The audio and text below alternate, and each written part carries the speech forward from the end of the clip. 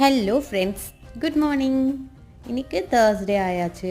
Thursday morning நான் லஞ்சுக்கு பிரேக்ஃபாஸ்ட்டுக்கு என்ன பண்ண போகிறேன் அப்படின்றது தான் இந்த வீடியோ. இதில் இன்றைக்கி நான் பண்ண போகிறது என்னென்னா தேங்காய் பால் சாதம். தேங்காய் பால் சாதத்துக்கு பண்ணிவிட்டு மார்னிங் பிரேக்ஃபாஸ்ட்டுக்கு இட்லி வச்சு சட்னி வச்சு சாப்பிட்டுக்கலான்னு முடிவு பண்ணியாச்சு.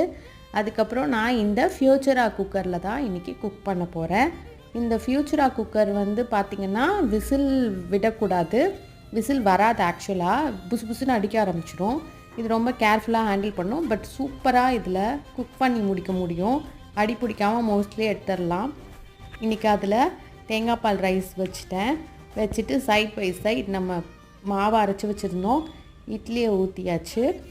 இப்போது நம்ம குக்கரை ஓப்பன் பண்ணலாம். நம்ம தேங்காய் பால் சாதம் எப்படி வந்திருக்குன்னு பார்க்கலாம். ரொம்ப சூப்பராக வந்திருக்குல்ல. தேங்க்ஸ் ஃபார் வாட்சிங். நாளைக்கு